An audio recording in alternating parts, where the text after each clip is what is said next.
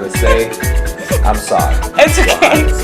No, not at all. It's okay. When you're on tour, do you take your significant other with you? I like fat people in their soul. Thanks for making me happy. You understand? And that's what the show is about. Absolutely. Inspiring people. Yeah. My name is Princess Halliday, and you're welcome to my world. Princess Halliday Show, and right here in the studio we had the managing director of the Health and Mission International. Don't stay too far away and be kind to one another.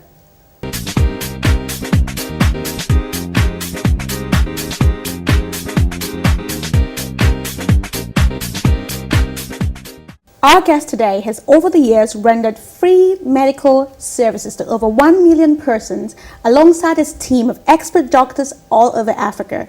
He sees life transformation as his passion, hence the creation of Health and Mission International. Let's take a look.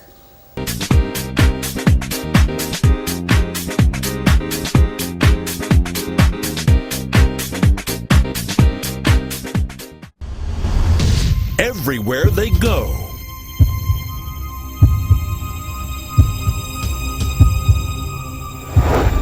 the long lines,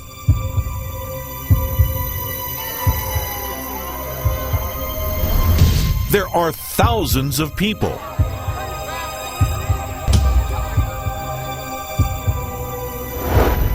Fighting for an opportunity to see a doctor.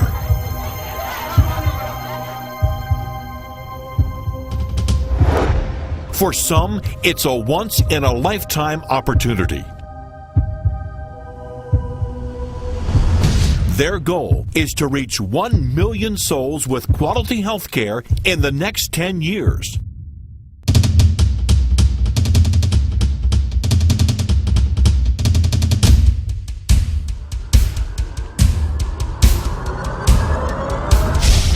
Health and Missions International. They're on a countdown to reach 1 million people with quality health care. You can be part of it.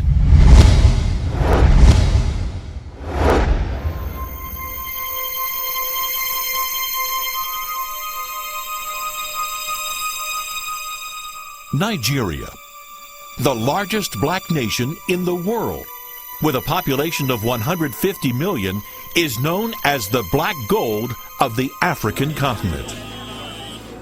Poverty has a strong hold in most of its villages.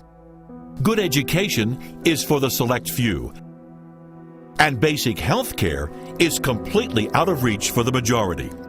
Many of its people work tirelessly around the clock just to put food on the table. The United Nations Development Programme's December 2006 report states that there are no more than 28 doctors available for every 100,000 Nigerians. Many Africans have never seen a doctor in their life, and many poor people die of minor illnesses that could have been prevented with proper medical attention. Infant and maternal mortality rates are among the highest in the world. With poverty ravaging its people, one of the biggest needs on this continent is basic health care. Okay, when we talk about this back pain. Growing up in abject poverty, his parents could not afford any form of health care. Dr. Andrew Warri is consumed with a passion to help the poor and needy. Thus, Health and Missions International, HMI, was born. I lost my father when I was 3 months old, and life to me has been a struggle. And I know how it is to be poor. I feel agitated. I feel very bad. I feel very compassionate when I see people poor suffering. And what I'm doing is a fallout of that passion. What started as an idea has quickly grown into a life-changing mission. Surrounded by a dedicated staff of 35 to 60 doctors, pediatricians, surgeons, anesthesiologists, ophthalmologists, optometrists, medically trained volunteers, and logistical personnel, they put a smile back on the faces of the people.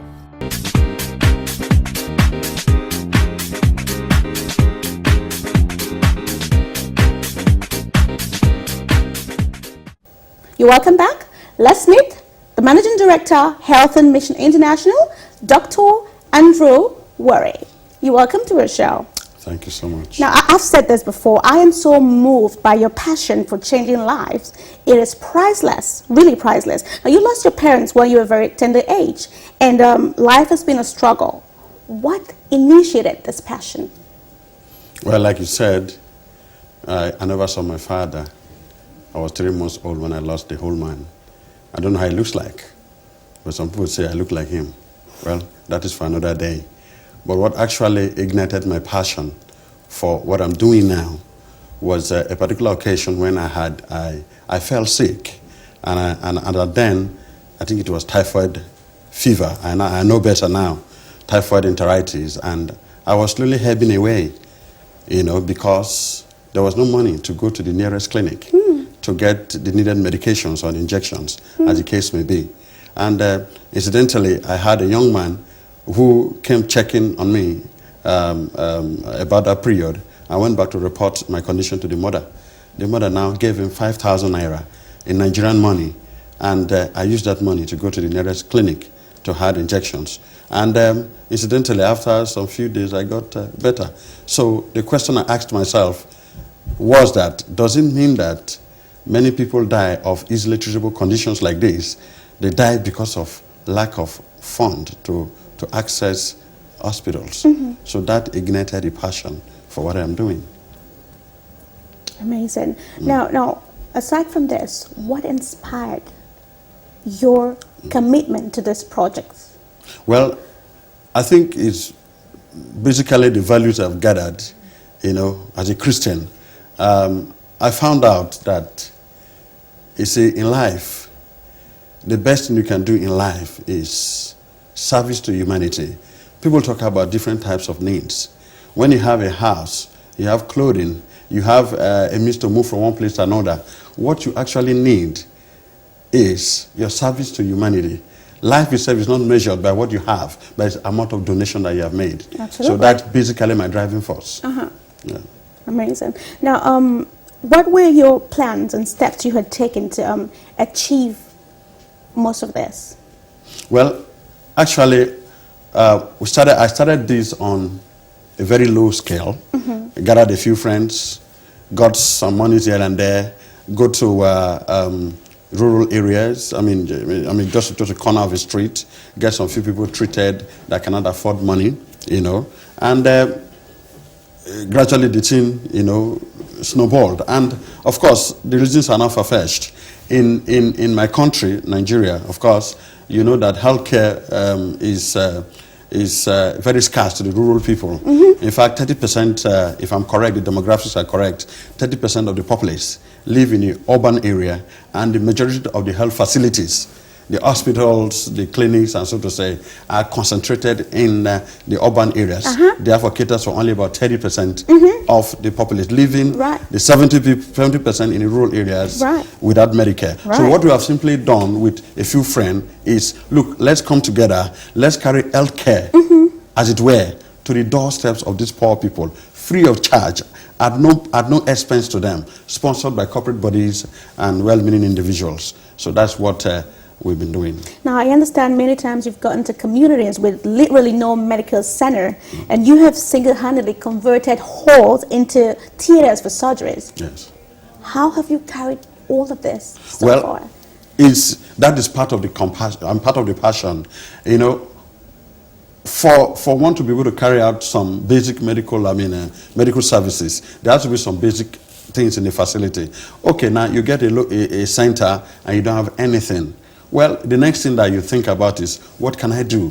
What impression do I leave when I leave this community? What will people come to the hospital and see?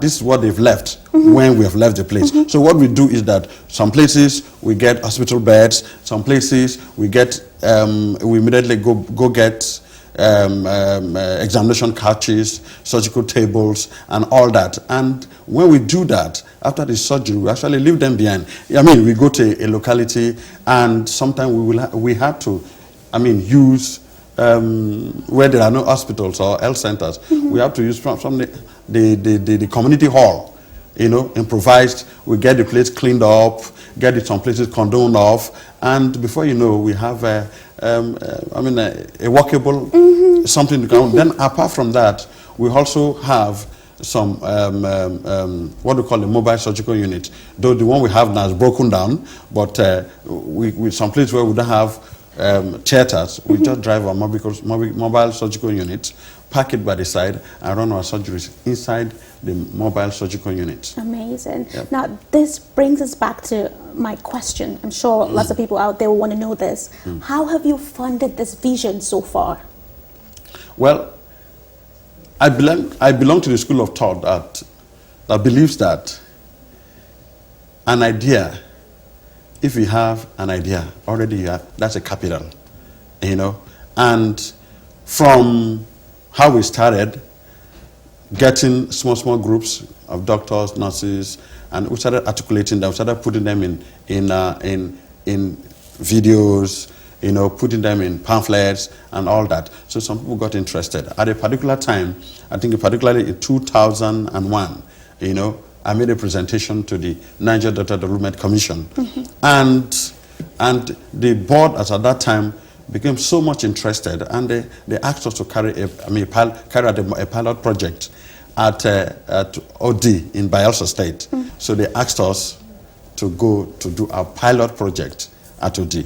And after that, the success of that program was so much that the NDDC decided that they were going to have it as an ongoing project.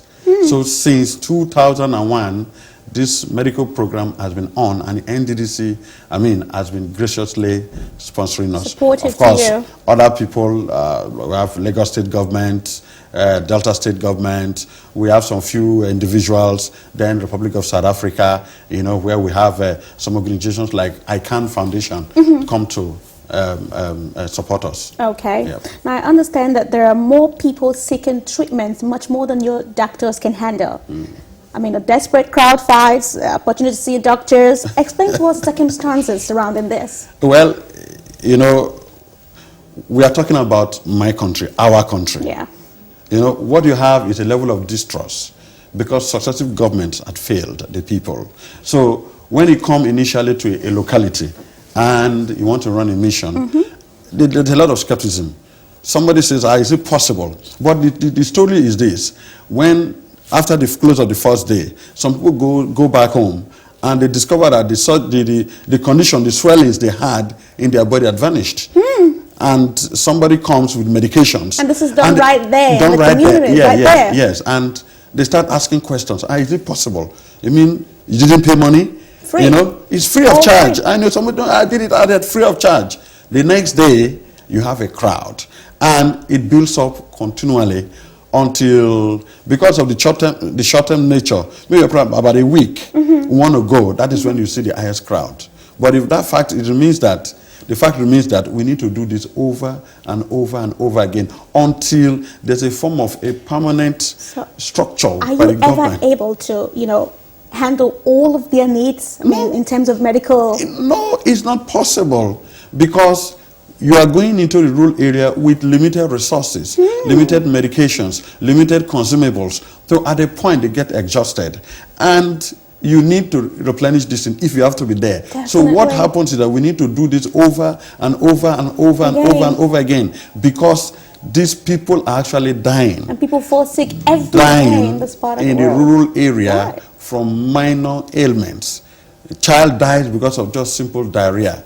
A child dies because of simple mosquito bites. Child dies of treatable conditions. It's appalling. We need to do something. We need to do something. And you have dedicated your life and your experts into doing this. This is what I want to do. This is what I get satisfied with. I don't know what to say. Happy. I get excited when I see a young boy treated, runs to me and say, "Uncle, thank you." That thank you, you cannot buy it. Not at all. When a little boy tells you thank you, God is telling you thank you. Definitely. And I know of a truth. In the Bible, I've not seen where God tells somebody thank you. God blesses you. So that is where my passion lies. Amazing, amazing. We'll take a break right here. We've been with the Managing Director of Health and Mission International. Don't forget you've been on the Princess Halliday show. We'll be right back. I find it so fulfilling now. I can see that we can put smile in the faces of children, adults. We're a group of young Nigerian doctors who think we should be able to offer our services to the less privileged for free. We set up a field hospital like you have in the back there, and we offer all sorts of services.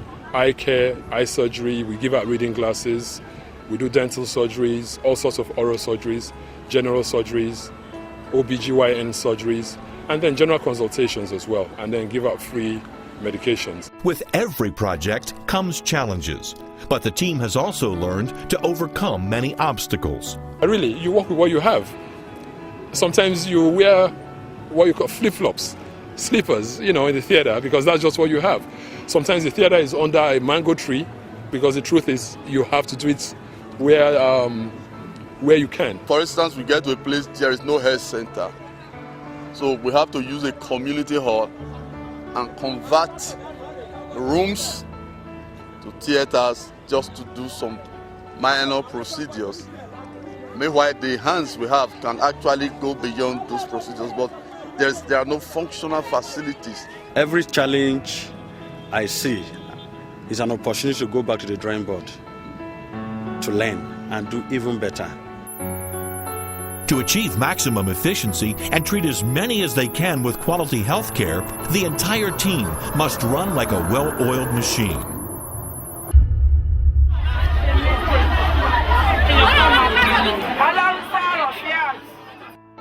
Working tirelessly from early morning until late at night, the medical volunteers summon all their physical, mental, and spiritual resolve to do their part in making the project a success, while at the same time endeavoring to convey a message of hope and love to the many lives they touch.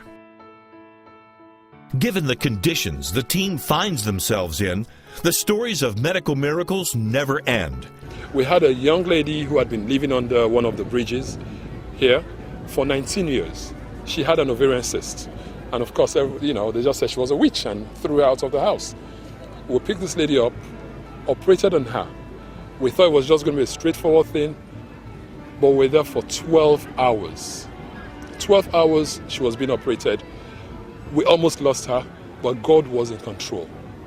That's an example of God's awesomeness. Today she's living, she's healthy. She's actually a volunteer to the program these days. In a 2-week project, the number of patients attended to is staggering. The usually quiet local hospital or building-turned hospital becomes alive with activity as thousands of patients wait in line for hours hoping to be selected for treatment. Sometimes the desperate crowd will fight for the opportunity to see a doctor. Usually, there are more people seeking treatment than the team is able to treat. In the space of 1 week, usually, we can attend to 3,000, 3,500 to 4,000 patients. And the funny thing is that as the days go by, the more the number that wants medical attention. Many of the patients receive treatment for basic ailments. Others need major surgery performed by the medical team to remove large growths. Aside from eye surgery, large-scale eye testing and distribution of eyeglasses have greatly improved the vision of many, especially the aged. With such a high success rate, the number of mission projects continues to grow.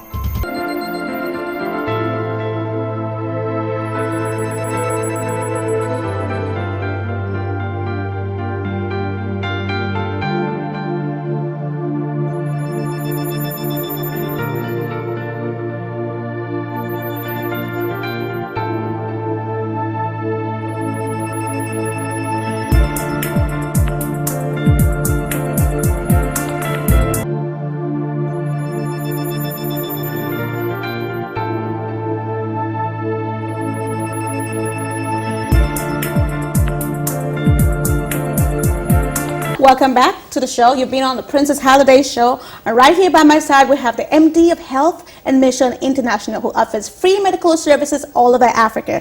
Now, I understand you carry out HIV awareness campaigns, educating persons who are infected with HIV virus and referring them to the government centers. Tell us how this works. Yes, we use the platform of the medical mission where people are gathered to do what we call VCCT, voluntary counseling and testing. And what does that mean? So when somebody comes, you talk to the person to voluntarily accept the testing. Then, after the testing, there are experts that are made that can communicate the results of the investigation or the testing to these people without getting them over their head. There's a way you communicate to somebody. If somebody is positive, there's a way you communicate to the person. And the good thing is that some of these people, we go with people that are HIV positive, that are now living positive lives. And some of them are very healthy. In one of the occasions, we told them to stand on the line and asked one of the villagers that had just come to point which of them do they think that has HIV. One is looking very slim, skinny, and another one is looking very hefty. And of course, you know what they will do? They will point at the one that's looking skinny. Yeah. And the one that is hefty said, no, I'm the one with the HIV. And why I'm like this? Because I'm living a positive life. To live a positive life is one, go for testing. Once it is positive, then you'll have to live a positive life. What do I mean by positive life? One, you need to you will be referred to a center where you are going to be given antiretroviral therapy or medications. And you need to be on that for as long as you can. Then two, you need to ensure that at any point in time, you don't get yourself overstressed. Knowing fully well that you are positive, you need to know that you need to control your sexual drive. Those are the ways you live. Eat well. We teach you how to eat well, so that you at any point in time, your immune system is boosted, because the medications you are taking is to boost the immune system. So if you don't have enough food, the system will not be boosted. So those are a few of the ways you can live. There are many other ways, but those are a few of the ways you can live a positive life. Now, what are your takes about, infected people with HIV? Okay. What do you think about their being alienated from the regular Well, that is one of the reasons why we try to talk to these people. People living with HIV are actually, normal people. Normal people. So we try to remove this stigmatization. That's what I'm talking about. There are ways that until there's direct blood-to-blood contact. You cannot contract HIV. Some people even think that if they talk to an HIV person, they will contact it. No. You can shake hands. You can shake hands. You can do everything. As far as the blood product does not touch themselves, there's no means of transmission. And another thing about the HIV virus is that it dies very fast. It does not survive outside for more than maximum 5 minutes, 10 minutes. It's gone. So once it's outside the human body, it's gone. Like, let me just say one of the things about positive life again. You need to have your personal clipper.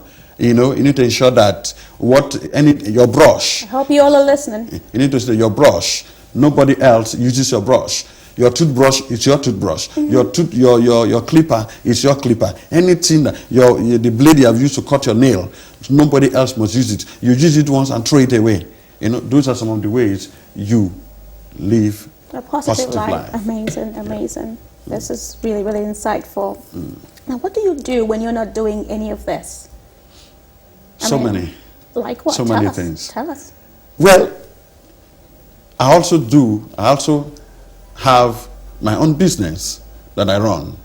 And that is one. Then when I'm not doing anything, I go for fund drive. How do I go for the next project? Where's the next location? Where's the next place we need to go to? What else can I do better than the way we did it last time? How can I affect more people? How can I get people interested? Those are the things that I do. when we're not on a mission. Something else coming to my mind. Yeah. Every passing day, the number of patients increases. We all know this in Africa. How do you intend to further boost volunteers in this project? Well, it will be surprising for you to hear now that we have so many volunteers. So many volunteers, Nigerian doctors, paramedics, nurses. There are so many of them that are ready to volunteer their time and skill to serve humanity. We have volunteers across, some in the United States, some in the UK. They come to stay with us for 1 week, go on mission with us, and go back. Sometimes some of these will pay their ticket fares themselves. And it's so interesting. You have doctors personnel that have gone for mission, they come back and they testify. There was a man who particularly told me that he has been on a project, and the day, as soon as they started started volunteering in time and scale to serve humanity, what had taken him so many years to do just happened like that. Because I tell them, there's no way you can add service, there's no way you can add value, there's no way you can treat somebody free of charge that you will not be rewarded back. Because what I know is that if you add value to somebody, value will be added back. Just step aside and do it and see what happens next. Even if you're not giving value, monetary term, you'll be giving value by way of respect, by way of many things comes with it. But what I know is that if you add value to somebody's life, in the process, you will add value back. Now we know that you've affected most parts of Africa, if not all. Are you looking forward to diversifying, to also offering free medical services to other parts of the world? This is a globalized world, a globalized village, enhanced by technology, enhanced by fast transportation, fast business, international businesses, cutting edge products and all that. So why not? We want to be able to go to every part of the world. Anywhere there's a disaster, anywhere there's a problem, anywhere there's a health issue, we want to be there to do the little that we can to help humanity. So that is why we need many resources. We need more help. We need more sponsorship. We need more endorsement from well-meaning individuals.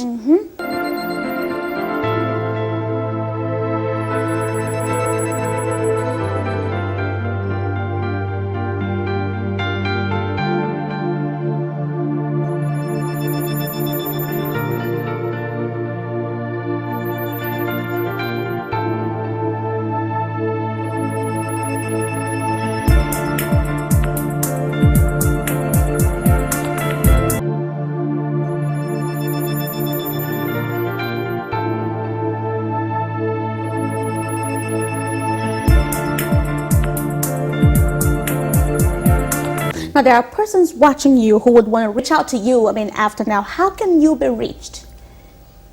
Okay, our address is number 26, Aba Road, Port Harcourt, Nigeria, West Africa.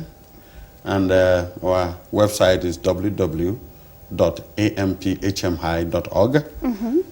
My email is drwarri@yahoo.com. That is drwarri@yahoo.com. And my phone number is +234 8033127959. Amazing. Well, thank you so much for being on the show. We appreciate you being here. Thank you. Thank you so much. Oh. Thank you very much for being here. Thank you.